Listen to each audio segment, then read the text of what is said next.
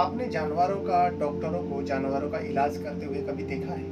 मैंने तो कई मर्तबा देखा है। ख़ास करके जो गाय गाय होती है, बैल होता है, उन लोगों को जो गाय बैल का डॉक्टर होते हैं, जानवरों का डॉक्टर आते हैं और हाथ में ग्लव्स पहन के उसके प्राइवेट पार्ट पर हाथ डालकर, अंदर डालकर चेक करते हैं। ये डॉक्टरों का काम रहता है, जो जानवरों का डॉक्टर, और जानवर ऐसे बड़े होते हैं, तो लोगों को ज़्यादा तकलीफ नहीं होती। लेकिन वही चीज़ अगर कोई इंसान दूसरे इंसान के साथ करे, यानी एक मर्द एक औरत के साथ करे, अपना हाथ उस औरत के प्राइवेट पार्ट पर डाल देते हैं और 10 इंच तक अंदर डालते हैं, तो आप खुद सोचिए उस औरत का हालत क्या होगी। और ये करने वाला कोई गैर नहीं था, बल्कि ये जो घटना सामने आई है, जहां पर एक औरत के प्राइवेट पार्ट पर 10 इंच तक हाथ अंदर डाला गया है, डालने वाला उसी का पति होता है। पति कौन? जिससे वो लव अफेयर करके प्यार मोहब्बत में शादी किया था और शादी को महज 5 ही साल हुआ था। सोचने पर ही रोंगटे खड़े हो जाते। कोई इंसान दूसरे इंसान के साथ इस तरीके से हैवानियत कैसे कर सकते हैं। यहाँ तक नहीं रुकता, वो पति अपने पत्नी को इतना मारता है कि वो बेहोश हो जाते हैं। उसके बाद जो एक्सो ब्लेड होता है ना, आपने देखा होगा, जो पतला ब्लेड होती है लोहे का, एक्सो ब्लेड भी उस महिला के प्राइवेट पार्ट पर डाल दिया जाता है। फिर उसी महिला को अपने पति, क्योंकि पति सब कुछ हरकत कर रहा था, फिर अपने पत्नी को उठाकर बाइक पर बांध देते हैं, क्योंकि उसे लेकर आप अस्पताल जाना था। अस्पताल पहुंचता है, अस्पताल में जैसे ही पहुंचते लोग हैरान हो जाते हैं। ऐसी कंडीशन में उस औरत को लेकर आया, वो बेहोश थी और उसे गाड़ी में यानी बाइक पर पीछे बांध कर लेकर गया था रस्सी से।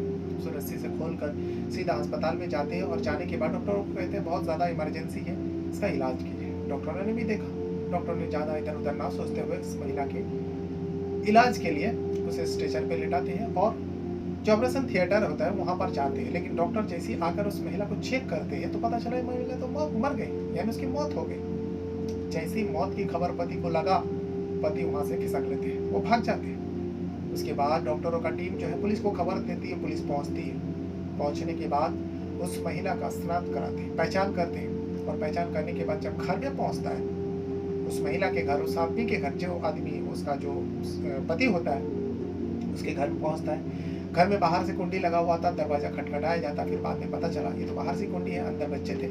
कुंडी खोलकर जब अंदर जाया जाता है, पुलिस का टीम, गांव वाले भी साथ में थे, फिर देखा कि अंदर घर का जो मंजर था, इसे देखने के बाद पुलिस का भी रोंगटे खड़े हो जाते हैं। पुलिस हैरानी से उस घर के मंजर को देख के समझ जाते हैं जो कुछ भी हुआ उस महिला के साथ इसी घर में, इसी कमरे के अंदर हुई।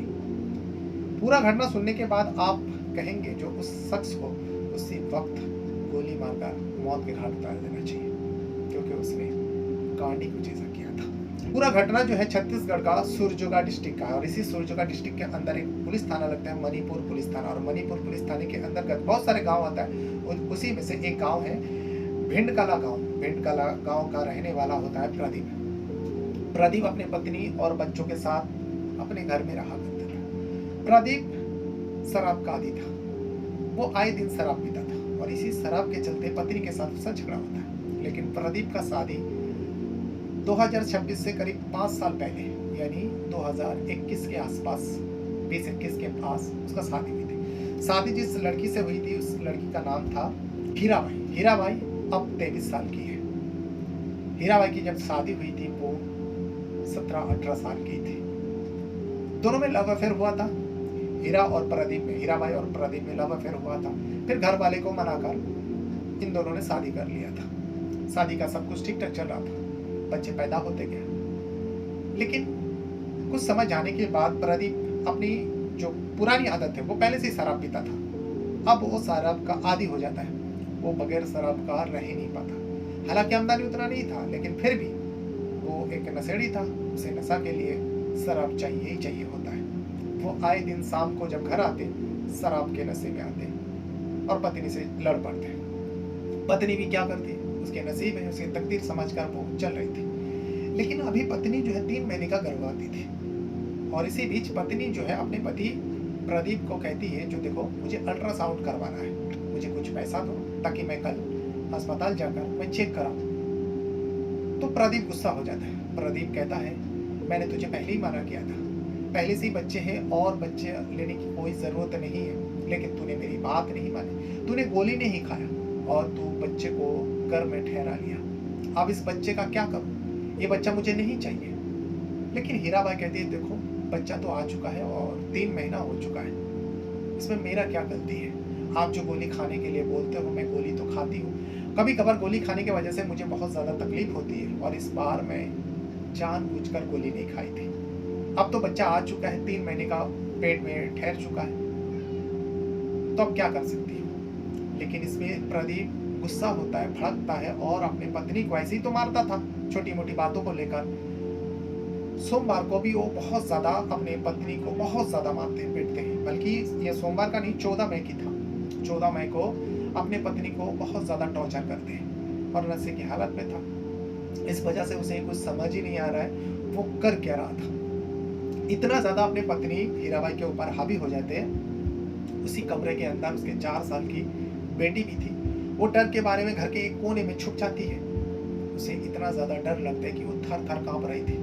लेकिन ये जो हैवान प्रदीप नशे की हालत में अपनी पत्नी हीराबाई को बहुत ज़्यादा मारते हैं। मारते-मारते वो यहाँ तक हैवानियत पर उतर आते हैं कि वो अपने हाथ को, क्योंकि बच्चे को लेकर ही दोनों के बीच में झगड़ा हुआ, विवाद हुआ, इसी वजह से वो अपना हाथ जो है हीराबाई के प्राइवेट पार्ट पर 10 इंच तक अंदर डाल देते हैं। वो ये कहते हुए डालता है कि तेरे बच्चे को मैं खुद ही खत्म कर देता हूँ और मैं उसे मार देता हूँ या उसे बाहर निकाल देता हूँ। ये कहकर अपनी पत्नी के प्राइवेट पार्ट पर हाथ डालते हैं।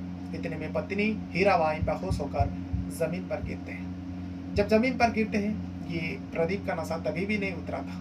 वो एक्सो ब्लेड लेता है, घर पे जो मौजूद थी, उस एक्सो ब्लेड को अपनी पत्नी के प्राइवेट पार्ट पर डाल देते हैं। पत्नी के प्राइवेट पार्ट कट जाते हैं, उससे खून बहने लगते हैं। वो बेहोशी की हालत में वहीं पे पड़ी रही। उसका थोड़ा बहुत नशा छूटता है, उसे लगा अरे अगर ये मर गया तो मेरी तो ज़िंदगी बर्बाद हो जाएगी। इस वजह से वो अपनी पत्नी को उसी हालत में बाइक पर रखते हैं, क्योंकि वो बेहोश हो चुकी थी, उसे सांसें चल रही थी। उसको रस्सी से बांधते हैं और अपने पत्नी को लेकर नज़दीकी अस्पताल पहुंचते हैं। जब तक अस्पताल पहुंचते तब तक उस पत्नी हीराबाई का मौत हो चुका था बाइक पर ही। जब अस्पताल पहुंचते डॉक्टरों का टीम को वो चीखता है, चिल्लाता है, जो मेरी पत्नी का बहुत ज़्यादा गंभीर हालत है, इसका इलाज कीजिए। डॉक्टरों ने पूछा आखिर हुआ क्या है?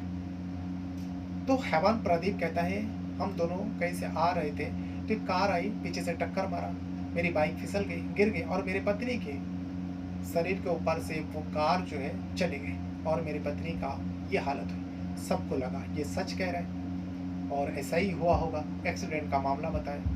लोगों ने वही सोचा, लेकिन डॉक्टरों ने उस पत्नी हीराबाई को स्ट्रेचर पे लेकर सीधा ऑपरेशन थिएटर पे और बढ़ते हैं। लेकिन जो ऑपरेशन करने वाले डॉक्टर होते हैं वो आते हैं, पहले बाहर गेट पर ही चेक करते, तो पता चला हीराबाई की तो पहली ही मौत हो गया।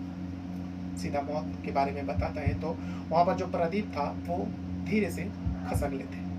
अब ये मामला बहुत बड़ा बन चुका था। पुलिस ने जो डॉक्टरों ने फौरन पुलिस को फ़ोन कर देते, मणिपुर पुलिस का टीम वहाँ पर पहुँचने के बाद उस हीराबाई के बारे में जानकारी जुटाते हैं और हीराबाई के घर के बारे में पता चला। हीराबाई और प्रदीप के घर में यानी गांव में जाते हैं, भिंड कला गांव में जाते हैं। जाने के बाद उस प्रदीप के घर तक पहुंचते हैं। गांव वाले भी पीछे पीछे पुलिस के जाते हैं और घर जो है बाहर से कड़ी लगी हुई थी, 2 बार पीटते हैं, फिर नज़र डालते जो तो बाहर से कड़ी लगी हुई। कड़ी खोलता है तो अंदर छोटे छोटे बच्चे थे, बहुत सहमे हुए थे, रो रहे थे। लेकिन अंदर का जो मंजर था, इसे देखने के बाद ही पुलिस के रोंगटे खड़े हो जाते, क्योंकि उस कमरे के अंदर खून ही खून था। उसमें से एक 4 साल की जो बेटी है उसे पुलिस पूछताछ करते, जो बेटा यहाँ पर हुआ क्या है, तुम्हारे पापा कहाँ है? उस बेटी ने कहा जो पापा थोड़ा टाइम पहले मम्मा को बहुत मारा, ये मम्मा का खून है। फिर पापा ने मम्मी को बाइक पर बांध कर डॉक्टर के पास लेके गए।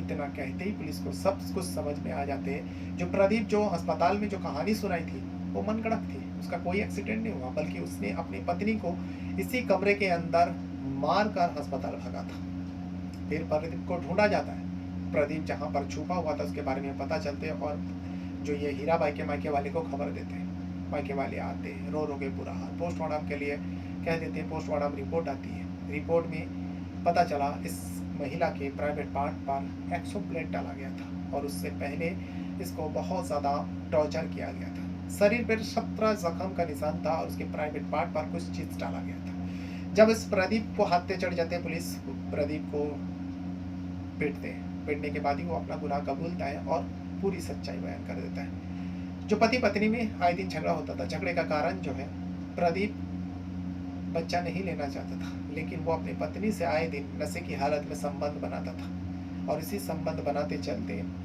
पत्नी के पेट में बच्चा ठहर गया। पत्नी अपने पति को नहीं बताई, वही उसकी गलती थी। पति जो है अपनी पत्नी को गोली ला कर देता था ताकि बच्चा गर्भ में ही खत्म हो जाए, लेकिन वो पत्नी हीराबाई गोली नहीं खाती थी। गोली खाने से उसे तकलीफ होती थी, इस वजह से वो गोली नहीं खाती थी। उसे लगा जो बच्चा आ गया उसे जन्म दे देगी, लेकिन इसी बात को लेकर दोनों के बीच झगड़ा होता है, और फिर 14 मई की तारीख को प्रदीप जो है अपने हैवानियत के सारे हैवानियत पार करते हुए उस हीराबाई को मार मार कर मार डालते हैं। ये वो पूरा घटना है जो छत्तीसगढ़ का सुरगुजा डिस्ट्रिक्ट का जो पुलिस थाना लगता है, मानीपुर पुलिस थाने के अंतर्गत भिंड कला गांव का घटना है। इस घटना के बारे में आपका जो भी राय है कमेंट में जरूर दीजिएगा, और इस प्रदीप को क्या सजा मिलनी चाहिए। ऐसे हैवान को तो मौत की सजा मिलनी चाहिए, और वो भी तत्काल में, देर नहीं होना चाहिए।